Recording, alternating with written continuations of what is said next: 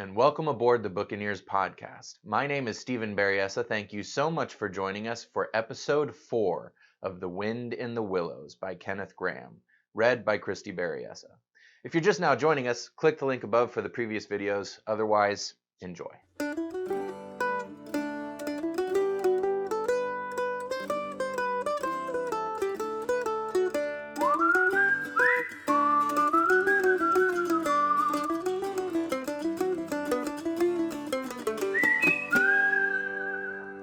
Chapter 5 Dulce Domum.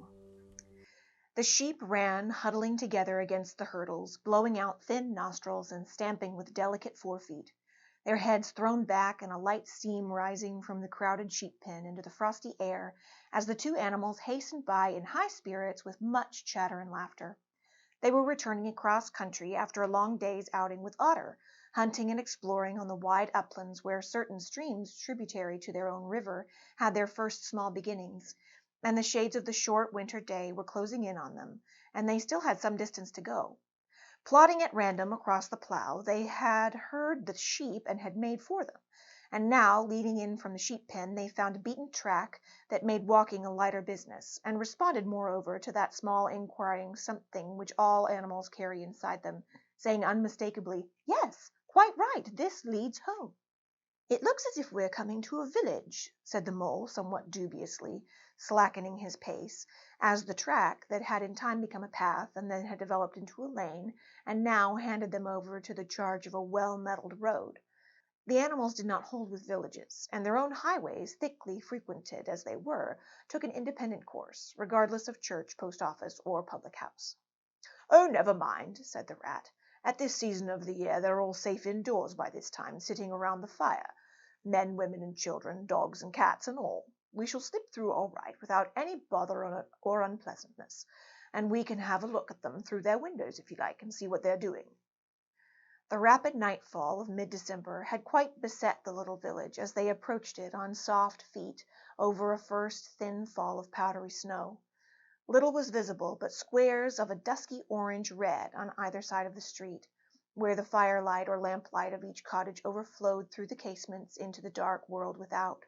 Most of the low lattice windows were innocent of blinds, and to the lookers in from outside, the inmates, gathering round the tea-table, absorbed in handiwork, or talking with laughter and gesture, had each that happy grace which is the last thing the skilled actor shall acquire, the natural grace which goes with perfect unconsciousness of observation. Moving at will from one theatre to another, the two spectators, so far from home themselves, had something of wistfulness in their eyes as they watched a cat being stroked, a sleepy child picked up and huddled off to bed, or a tired man stretch and knock out his pipe on the end of a smouldering log. But it was from one little window, with its blind drawn down, a mere blank transparency on the night, that the sense of home, and the little curtained world within walls, the larger stressful world of outside nature shut out and forgotten, most pulsated. Close against the white blind hung a bird-cage, clearly silhouetted, every wire, perch, and appurtenance distinct and recognizable even to yesterday's dull-edged lump of sugar.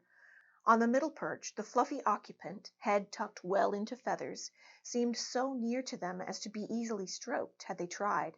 Even the delicate tips of his plumped-out plumage penciled plainly on the illuminated screen. As they looked, the sleepy little fellow stirred uneasily, woke, shook himself, and raised his head. They could see the gape of his tiny beak as he yawned in a bored sort of way, looked around, and then settled his head back again, while the ruffled feathers gradually subsided into perfect stillness. Then a gust of bitter wind took them in the back of the neck. A small sting of frozen sleet on the skin woke them as from a dream, and they knew their toes to be cold and their legs tired, and their own home distant a weary way. Once beyond the village, where the cottages ceased abruptly, on either side of the road they could smell through the darkness the friendly fields again, and they braced themselves for the last long stretch, the home stretch, the stretch that we know is bound to end sometime in the rattle of the door latch, the sudden firelight, and the sight of familiar things greeting us as long-absent travelers from far oversea. They plodded along, steadily and silently, each of them thinking his own thoughts. The moles ran a good deal on supper, as it was pitch dark, and it was all a strange country for him as far as he knew, and he was following obediently in the wake of the rat, leaving the guidance entirely to him. As for the rat, he was walking a little way ahead, as his habit was, his shoulders humped, his eyes fixed on the straight gray road in front of him. So he did not notice poor Mole when suddenly the summons reached him and took him like an electric shock. We others, who have long lost the more subtle of the physical senses, have not even proper terms to express an animal's intercommunications with his surroundings, living or otherwise, and have only the word smell, for instance, to include the whole range of delicate thrills which murmur in the nose of the animal night and day, summoning, warning, inciting, repelling. It was one of these mysterious fairy calls from out the void that suddenly reached Mole in the darkness, making him tingle through and through with its very familiar appeal, even while yet he could not clearly remember what it was. He stopped dead in his tracks, his nose searching hither and thither in its efforts to recapture the fine filament, the telegraphic current that had so strongly moved him. A moment, and he had caught it again, and with it this time came recollection in fullest flood. Home! That was what they meant, those caressing appeals, those soft touches wafted through the air, those invisible little hands pulling and tugging all one way. Why, it must be quite close by him at that moment. His old home that he had hurriedly forsaken and never sought again, that day when he first found the river. And now it was sending out its scouts and its messengers to capture him and bring him in. Since his escape on that bright morning he had hardly given it a thought, so absorbed had he been in his new life, in all its pleasures, its surprises, its fresh and captivating experiences. Now, with a rush of old memories, how clearly it stood up before him in the darkness. Shabby indeed, and small and poorly furnished, yet his, the home he had made for himself, the home he had been so happy to get back to after his day's work. And the home had been happy with him too, evidently, and was missing him and wanting him back, and was telling him so through his nose, sorrowfully, reproachfully, but with no bitterness or anger, only with plaintive reminder that it was there and wanted him. The call was clear. The summons was plain. He must obey it instantly and go. "Ratty!" he called, full of joyful excitement. "Hold on! Come back! I want you quick!"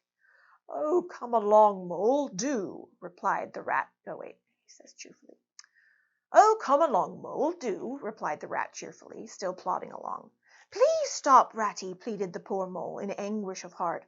"You don't understand. It's my home, my old home. I've just come across the smell of it, and it's close by here, really quite close, and I must go to it. I must. Oh, come back, Ratty, please come back." The rat was by this time very far ahead, too far to hear clearly what the Mole was calling, too far to catch the sharp note of painful appeal in his voice, and he was much taken up with the weather, for he too could smell something suspiciously like approaching snow. "Mole, we mustn't stop now, really," he called back. "We'll come for it tomorrow, whatever it is you've found, but I daren't stop now. It's late, and the snow's coming on again, and I'm not sure of the way. And I want your nose, Mole, so come on, quick, there's a good fellow." And Rat pressed forward on his way without waiting for an answer. Poor Mole stood alone in the road, his heart torn asunder, and a big sob gathering somewhere low down inside him, ready to leap up to the surface presently, he knew, in passionate escape. But even under such a test as this, his loyalty to his friend stood firm. Never for a moment did he dream of abandoning him. Meanwhile the wafts from his old home pleaded, whispered, conjured, and finally claimed him imperiously. He dared not tarry longer within their magic circle. With a wrench that tore his very heartstrings, he set his face down the road and followed submissively in the track of the rat, while faint, thin little smells, still dogging his retreating nose, reproached him for his new friendship and his callous forgetfulness.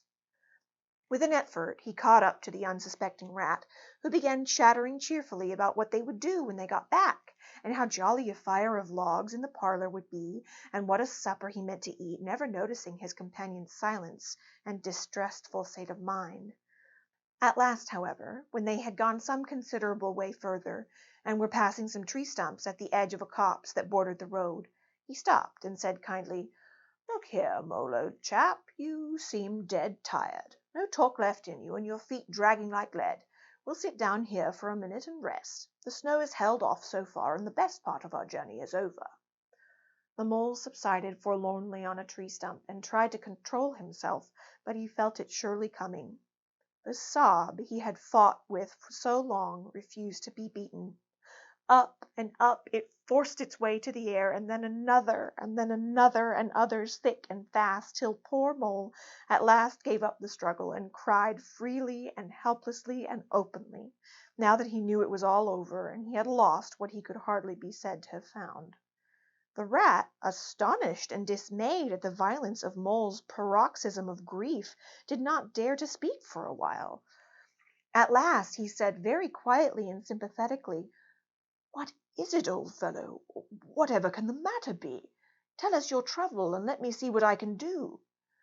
Poor Mole found it difficult to get any words out between the upheavals of his chest that followed one upon another so quickly, and held back speech and choked it as it came.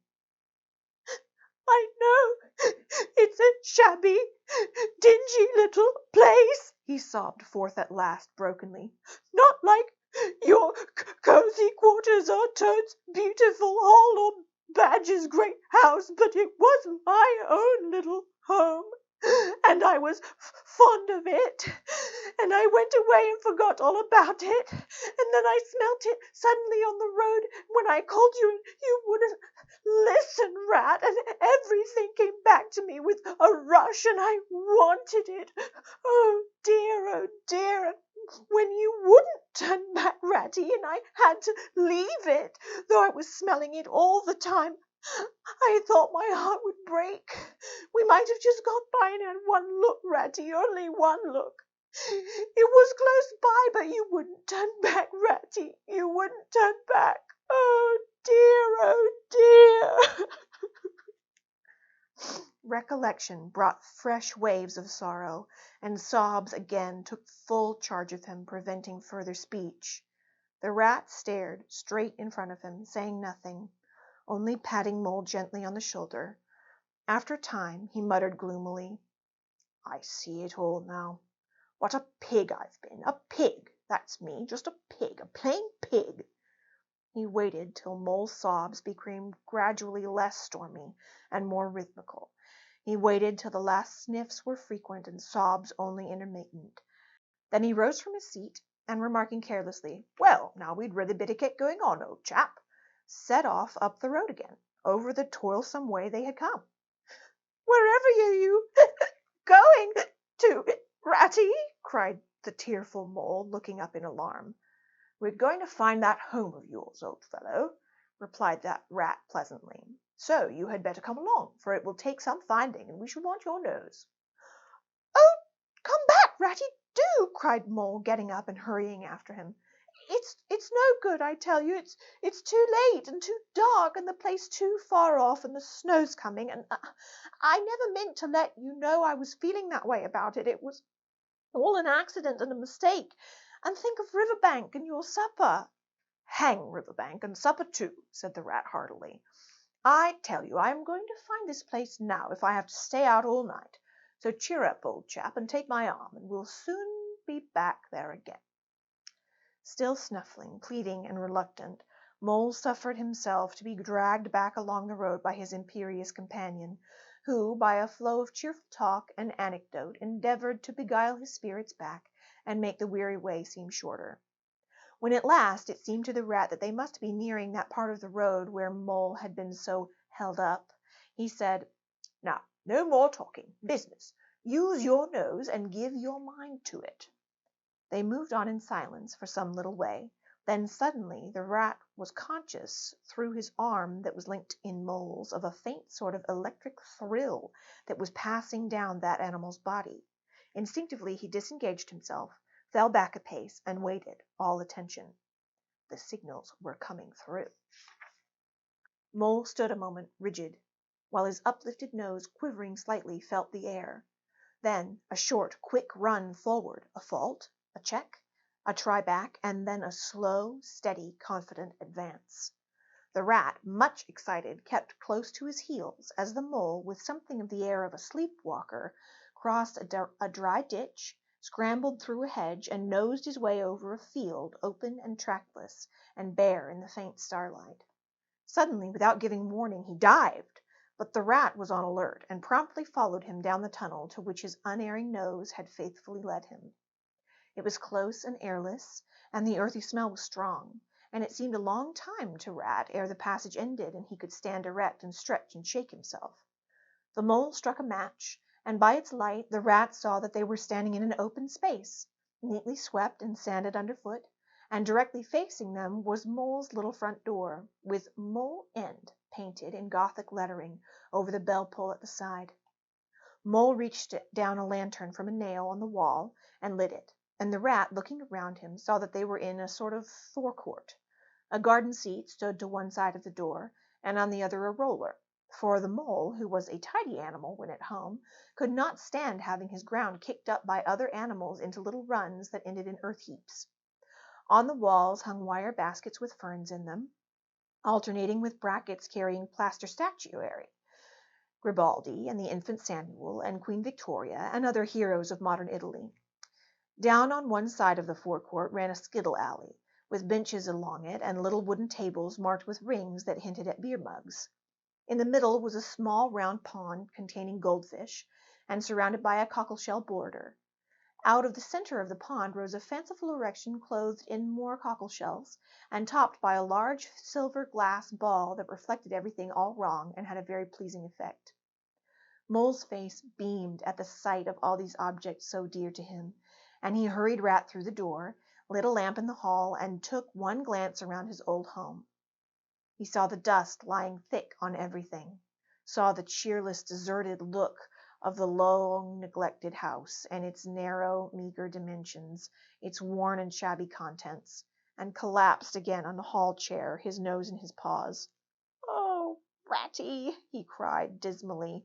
"Why ever did I do it? Why did I bring you to this poor, cold little place on a night like this, when you might have been at Riverbank by this time, toasting your toes before a blazing fire with all your nice things about you?" The rat paid no heed to his doleful self-reproaches. He was running here and there, opening doors, inspecting rooms and cupboards, and lighting lamps and candles and sticking them up everywhere. "What a capital little house this is!" he called out cheerily. "So compact, so well planned, everything here and in its place. We'll make a jolly night of it. The first thing we want is a good fire. I'll see to that. I always know where to find things. So this is the parlor. Splendid. Your own idea, those little sleeping bunks in the wall. Capital. Now I'll fetch the wood and the coals, and you get a duster, Mole. You'll find one in the drawer of the kitchen table, and try to smarten things up a bit. Bustle about, old chap." Encouraged by his inspiring companion, the mole roused himself and dusted and polished with energy and heartiness, while the rat, running to and fro with armfuls of fuel, soon had a cheerful blaze roaring up the chimney. He hailed the mole to come and warm himself, but Mole promptly had another fit of the blues, dropping down onto a couch in dark despair and burying his face in his duster. "Rat," he moaned, "how about your supper, you poor, cold, hungry, weary animal? I've nothing to give you. Nothing, not a crumb." "What a fellow you are for giving in," said the rat reproachfully. "Why, only just now I saw a sardine opener on the kitchen dresser, quite distinctly, and everybody knows that means there are sardines somewhere about in the neighborhood. Rouse yourself, pull yourself together, and come with me and forage." They went, and foraged accordingly, hunting through every cupboard and turning out every drawer. The result was not so very depressing after all, though of course it might have been better. A tin of sardines, a box of captain's biscuits, nearly full, and a German sausage encased in silver paper. "There's a banquet for you," observed the rat as he arranged the table. "I know some animals who would give their ears to be sitting down to supper with us tonight." "No bread," groaned the mole dolorously.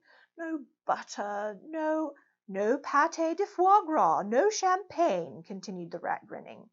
"And that reminds me, what's that little door at the end of the passage? Your cellar, of course. Every luxury in this house. Just you wait a minute." He made for the cellar door, and presently reappeared, somewhat dusty, with a bottle of beer in each paw, and under each arm. "Self-indulgent beggar you seem to be, Mole," he observed. "Deny yourself nothing. This is really the jolliest little place I ever was in. Now, wherever did you pick up those prints? Make the place look so homely, they do. No wonder you're so fond of it, Mole. Tell us all about it, and how you came to make it what it is." Then, while the Rat busied himself fetching plates and knives and forks and mustard which he mixed in an egg cup, the Mole, his bosom still heaving with the stress of his recent emotion, related, somewhat shyly at first, but with more freedom as he warmed to his subject, how this was planned, and how that was thought out, and how this was got through a windfall from an aunt, and that was a wonderful find and a bargain, and this other thing was bought out of laborious savings and a certain amount of going without. His spirits finally quite restored, he must needs go and caress his possessions, and take a lamp and show off their points to his visitor and expatiate on them, quite forgetful of the supper they both so much needed. Rat, who was desperately hungry, but strove to conceal it, nodding seriously, examining with a puckered brow, and saying "wonderful" and "most remarkable" at intervals, when the chance for an observation was given him. At last the Rat succeeded in decoying him to the table, and had just got seriously to work with the sardine opener when sounds were heard from the forecourt without, sounds like the scuffling of small feet in the gravel, and a confused murmur of tiny voices, while broken sentences reached them. "Now all in a line. Hold the lantern up a bit, Tommy. Clear your throats first. No coughing after I say 1, 2, 3. Where's young Bill? Here, come on, do. We're all waiting." "What's up?" inquired the Rat, pausing in his labours. "I think it must be the field mice," replied the Mole, with a touch of pride in his manner. "They go round carol singing regularly at this time of year. They're quite an institution in these parts, and they never pass me over. They come to Mole Inn last of all, and I used to give them hot drinks and supper too sometimes when I could afford it. It will be like old times to hear them again." "Well, let's have a look at them," cried the Rat, jumping up and running to the door. It was a pretty sight, and a seasonable one, that met their eyes when they flung the door open. In the forecourt, lit by the dim rays of a horn lantern, some 8 or 10 little field mice stood in a semicircle, red worsted comforters around their throats, and their forepaws thrust deep into their pockets, their feet jigging for warmth. With bright, beady eyes they glanced shyly at each other, sniggering a little, sniffing and applying coat sleeves a good deal. As the door opened, one of the elder ones that carried the lantern was just saying, "Now then, 1, 2, 3," and forthwith their shrill little voices uprose on the air, singing one of the old-time carols that their forefathers composed in fields that were fallow and held by frost, or when snowbound in chimney corners, and handed down to be sung in the miry street to lamp-lit windows at Yule-time. "Villagers, all this frosty tide, let your doors swing open wide. The wind may follow and snow beside, yet draw us in by your fire to bide. Joy shall be yours in the morning. Here we stand in the cold and the sleet, blowing fingers and stamping feet. Come from far away you to greet, you by the fire and we in the street, bidding you joy in the morning. For ere one half of the night was gone, sudden a star hath led us on, raining bliss and benison, bliss to-morrow and more anon, joy for every morning. Goodman Joseph toiled through the snow, stole the star o'er stable low, marry she might not further go, welcome thatch and litter below, joy was hers in the morning. And then they heard the angels tell, who were the first to cry Noel, animals all as it befell, in the stable where they did dwell, joy shall be theirs in the morning. The voices ceased. The singers, bashful but smiling, exchanged sidelong glances, and silence succeeded, but only for a moment. Then from up above and far away, down the tunnel they had so lately travelled, was borne to their ears in a faint musical hum the sound of distant bells ringing a joyful and clangorous peal. "Well sung, boys!" cried the Rat heartily. "And now come along, all of you, and warm yourselves by the fire and have something hot." "Yes, come along, field mice," cried the Mole eagerly. "This is quite like old times. Shut the door after you, pull up that settle by the fire. Now just you wait a minute while we—" "Oh, Ratty!" he cried in despair. plumping down on a seat with tears impending. "Whatever are we doing? We've nothing to give them." "You leave all that to me," said the masterful rat. "Here, you with the lantern, come over this way. I want to talk to you. Now, tell me, are there any shops at this hour of the night that are open?" "Why, certainly, sir," replied the field mouse respectfully. "At this time of year our shops keep open at all sorts of hours." "Then look here," said the rat. "You go off at once, you and your lantern, and you get me." Here much muttered conversation ensued, and the mole only heard bits of it, such as, "Fresh, mind. No, a pound of that will do. You see you get Buggins, for I won't have any other. No, only the best. If you can't get it there, try somewhere else. Yes, of course, homemade, no tin stuff. Well, then, do the best you can." Finally, there was a chink of coin passed from paw to paw. The field mice was provided with an ample basket for his purchases, and off he hurried, he and his lantern.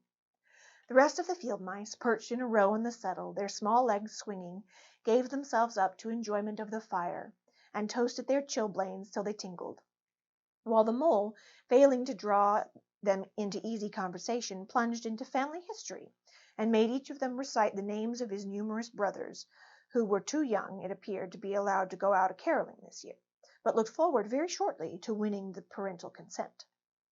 The rat, meanwhile, was busy examining the label on one of the beer bottles. "I perceive this to be Old Button," he remarked approvingly. "Sensible mole, the very thing. Now we shall be able to mull some ale. Get the things ready, mole, while I draw the corks." It did not take long to prepare the brew and thrust the tin heater well into the red heart of the fire, and soon every field mouse was sipping and coughing and choking, for a little mulled ale goes a very long way, and wiping his eyes and laughing and forgetting he had ever been cold in all his life.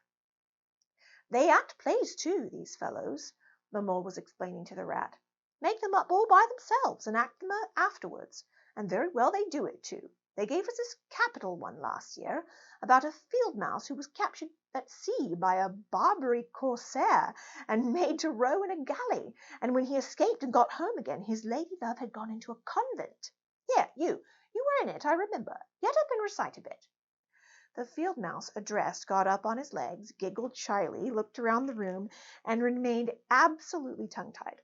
His comrades cheered him on, Mole coaxed and encouraged him, and the rat went so far as to take him by the shoulders and shake him, but nothing could overcome his stage fright.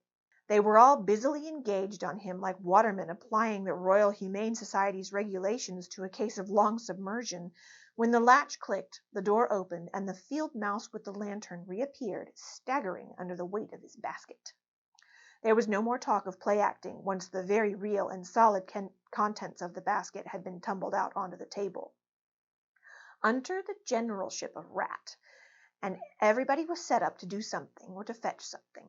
In a very few minutes supper was ready, and Mole, as he took the head of the table in a sort of dream, saw a lately barren board set thick with savory comforts, saw his little friends' faces brighten and beam as they fell to without delay, and then let himself loose, for he was famished indeed, on the provender so magically provided, thinking what a happy homecoming this had turned out after all. As they ate, they talked of old times, and the field mice gave him the local gossip up to date, and answered as well as they could the 100 questions he had to ask them. The rat said little or nothing, only taking care that each guest had what he wanted, and plenty of it, and that Mole had no trouble or anxiety about anything. They clattered off at last, very grateful and showering wishes of the season, with their jacket pockets stuffed with remembrances for the small brothers and sisters at home. When the door had closed on the last of them, and the chink of the lanterns had died away, Mole and Rat kicked the fire up, drew their chairs in, brewed themselves a last nightcap of mulled ale, and discussed the events of the long day.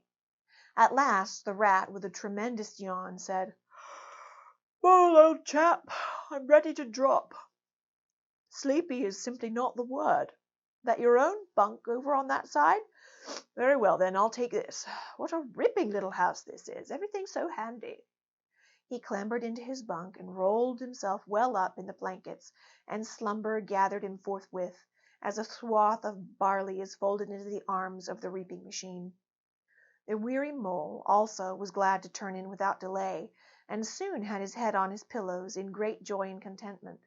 But ere he closed his eyes, he let them wander about his old room, mellow in the glow of the firelight that played or rested on familiar and friendly things which had long been unconsciously a part of him, and now smilingly received him back without rancor.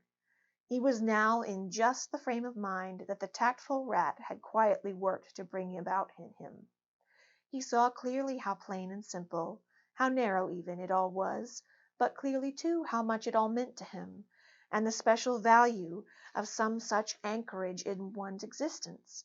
He did not at all want to abandon the new life he had and its splendid spaces, to turn his back on sun and air and all they offered him and creep home and stay there. The upper world was all too strong. It called to him still, even down there, and he knew he must return to the larger stage. But it was good to think he had this to come back to, this place which was all his own, these things which were so glad to see him again, and could always be counted upon for the same simple welcome. Thanks again for joining us. If you liked what you heard, please hit the buttons below, give us a like and a subscribe, and hit that bell icon so you get notified whenever we drop a new video.